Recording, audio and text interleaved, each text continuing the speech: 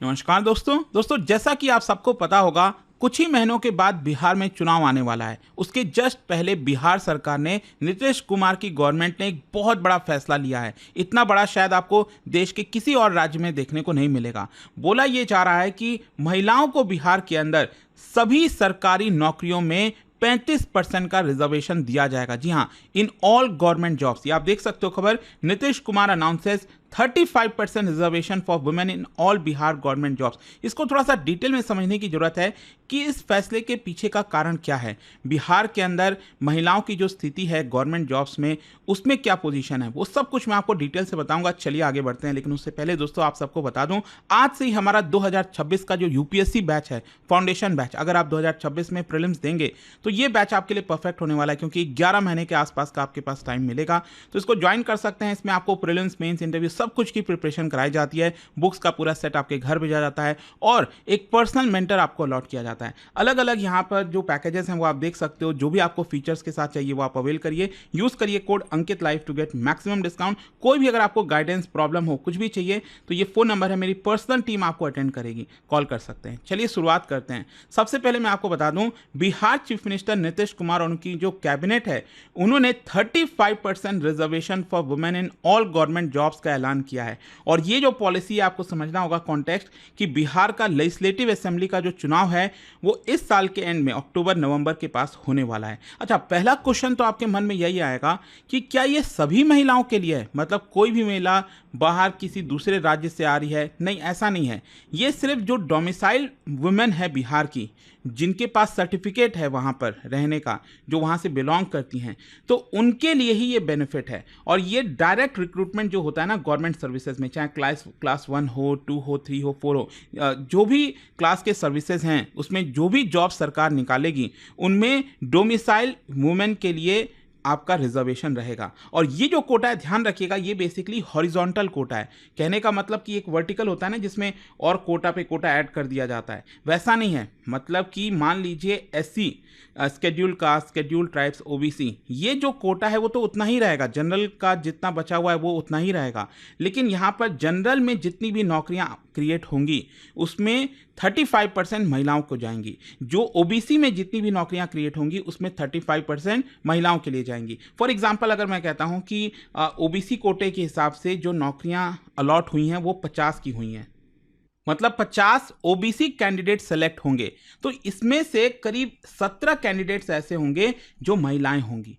तो ये रिजर्वेशन कर दिया गया है हर एक कोटा के अंदर। अच्छा, ऑब्जेक्टिव क्या है इस पॉलिसी का? देखो, सबसे पहला तो वुमेन एम्पावरमेंट की बात कही जा रही है। मतलब महिलाओं का जो पार्टिसिपेशन है फॉर्मल एम्प्लॉयमेंट में वो काफ़ी लो है बिहार के अंदर। अगर आप देखोगे, जो हम बात करते हैं ना लेबर फोर्स पार्टिसिपेशन रेट, ठीक है, तो महिलाओं के लिए जो लेबर फोर्स पार्टिसिपेशन रेट है वो 15% से भी कम है।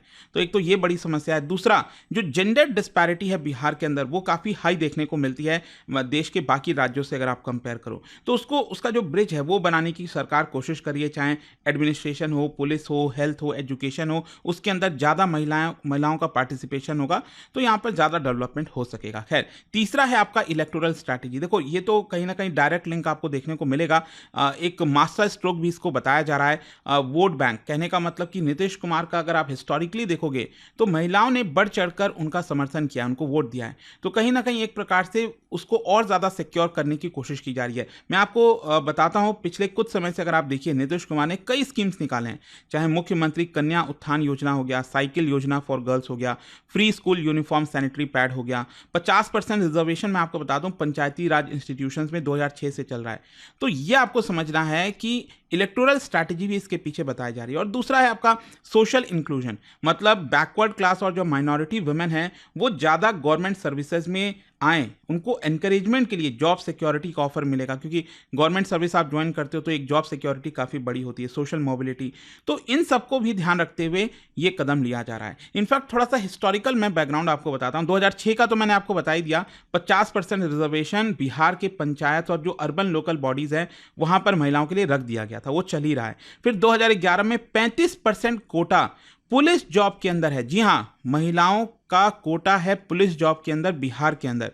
फिर 2015 में नीतीश गवर्नमेंट का जो प्रोग्राम है 7 निश्चय प्रोग्राम, वो फोकस करता है अगेन वुमेन एजुकेशन और स्किल डेवलपमेंट पर। 2023-24 में यहाँ पर आपको याद होगा 65% रिजर्वेशन कराने की कोशिश की गई रिगार्डिंग बैकवर्ड क्लास और कास्ट बेस्ड रिजर्वेशन। ऑल्दो ये काफ़ी कंट्रोवर्शियल था क्योंकि अगेन सुप्रीम कोर्ट का जो जजमेंट है 50% से ऊपर होना चाहिए, नहीं होना चाहिए, तो वो सब आपको देखने को मिलेगा। और अब 2025 में ये एक बड़ा मास्टर स्ट्रोक बताया जा रहा है 35% कोटा।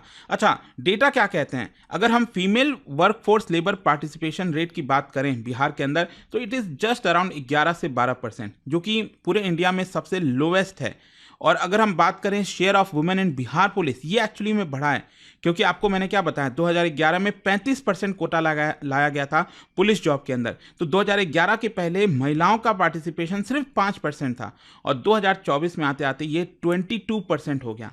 तो ये एक मेन चीज़ हुआ था और इसी को देखते हुए कहीं ना कहीं सरकार बाकी के सभी नौकरियों में लाना चाहती है। फिर है आपका टोटल गवर्नमेंट जॉब्स की अगर हम बात करें बिहार में, वो करीब 4.5 लाख से 5 लाख पोस्ट है अक्रॉस डिपार्टमेंट। तो बेनिफिट बताया जा रहा है कि इससे करीब 1.5 लाख जॉब्स ये रिजर्व किए जाएंगे महिलाओं के लिए आगे आने वाले जितने भी रिक्रूटमेंट साइकिल्स आएंगी उसके अंदर। अच्छा, क्वेश्चन यहाँ पर कई लोगों का ये भी आएगा कि क्या ये लीगली सस्टेनेबल है, कॉन्स्टिट्यूशनली स्टैंडिंग क्या है इसका?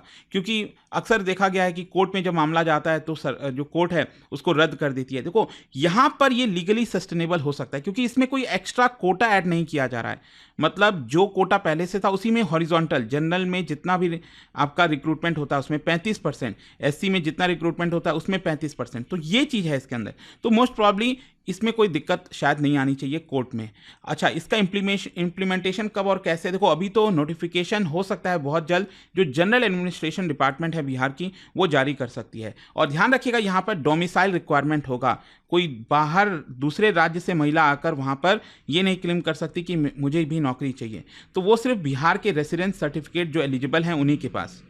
और जाहिर सी बात है इसको एनुअल बेसिस पर रिव्यू भी किया जाएगा by Bihar public service commission GAD, तो ये लोग लगातार देखते रहेंगे। अच्छा, इसका पॉलिटिकल इंप्लीकेशंस की अगर हम बात करें, देखो नीतीश कुमार अगर आप देखोगे तो वो, जैसा मैंने आपको बताया, जो उनकी कोर वुमेन वोटर बेस है उसको एक प्रकार से रिवाइव करें, क्योंकि अभी रिसेंटली आपको पता ही है प्रशांत किशोर के बारे में, वो भी इस बार मैदान में है और काफ़ी ज़्यादा चर्चा चल रही है कि क्या किस तरह का परफॉर्मेंस रहेगा, क्या जो वोट है वो काटेंगे या फिर किंग मेकर बनेंगे।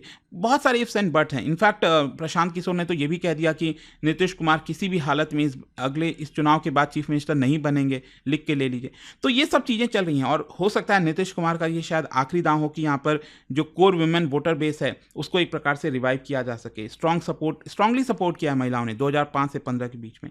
अच्छा, ये जो मूव है कहीं ना कहीं अपोजिशन का जो अलायंस है उसको भी न्यूट्रलाइज कर सकता है, जैसे आरजेडी, कांग्रेस, लेफ्ट का पूरा ब्लॉक बना हुआ है इंडिया अलायंस, ठीक है, और बैकवर्ड और माइनॉरिटी वोटर बेस है उनका, तो हो सकता है कि उसको न्यूट्रलाइज करने के लिए नीतीश कुमार ने ये किया हो। और बीजेपी भी इसको मोस्ट प्रॉब्ली सपोर्ट ही करेगी, नीतीश कुमार की पार्टी के साथ अलायंस है। अच्छा, इसका क्रिटिसिज्म और चैलेंजेस क्या है? देखो, सबसे पहला तो टोकनिज्म बताया जा रहा है। क्रिटिक्स का आर्गुमेंट यह है कि ये इलेक्टोरल स्टंट है, मतलब लॉन्ग टर्म जो इंस्टीट्यूशनल सपोर्ट चाहिए ना वो सरकार को क्रिएट करना चाहिए और ज़्यादा नौकरियां क्रिएट करनी चाहिए, ना कि इस तरह से जॉब बस कोटा दिला दिया उससे होगा क्या। तो ये एक चीज़ बोला जा रहा है। दूसरा, इम्प्लीमेंटेशन लैक काफ़ी है बिहार के अंदर। अगर आप देखोगे तो बोल दिया जाता है कि ये नौकरियां आ गई हैं, लेकिन उसमें रिक्रूटमेंट करते करते कितने साल गुजर जाते हैं, रिजल्ट नहीं आता है, पेपर में धांधली हो गई।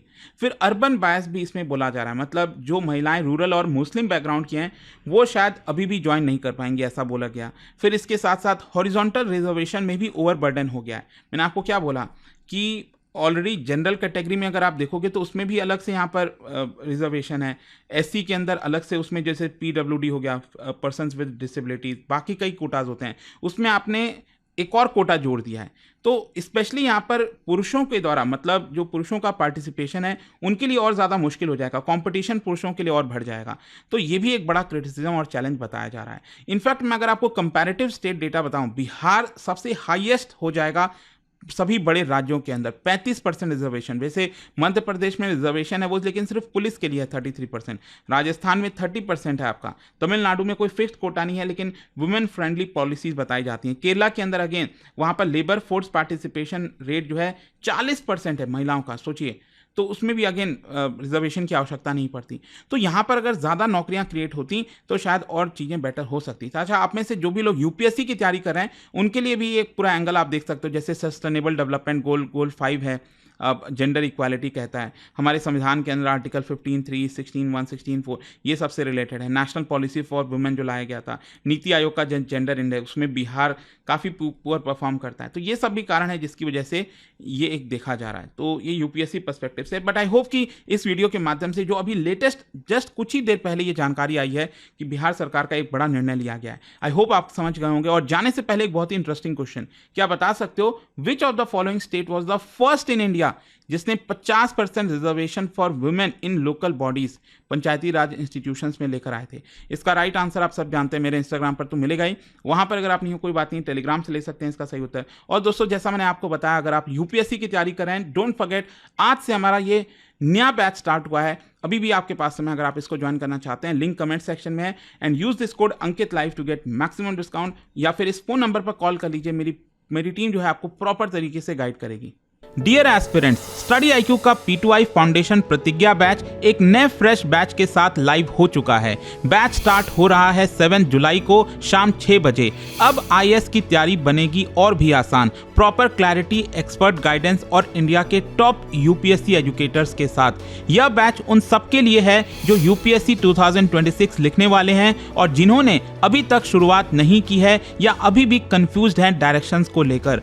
1000+ आवर्स की live classes full structured road map के साथ, 1-on-1 पर्सनल मेंटरशिप, हर स्टूडेंट को मिलेगा personalized guidance, hand written notes, smart और क्विक रिवीजन के लिए, PRP MRP residential programs, prelims और मेंस के कंप्लीट सपोर्ट के लिए। और यह सबके साथ मिलता है कमिटमेंट का फुल रिटर्न। प्रीलिम्स क्लियर करो, फुल रिफंड पाओ, हर मंथ के टॉपर्स को 11,000 रुपीज तक के कैश रिवॉर्ड्स। लेकिन दोस्तों, बैच स्टार्ट होने में अब सिर्फ कुछ ही दिन बचे हैं, तो डिसीजन अभी लेना जरूरी है। अभी डाउनलोड करो स्टडी IQ ऐप या विजिट करो वेबसाइट, सर्च करो P2I फाउंडेशन प्रतिज्ञा बैच, सेलेक्ट करो टारगेट ईयर 2026, क्लिक करो बाय नाउ और अप्लाई करो code Ankit live ANKITLIVE for maximum discount.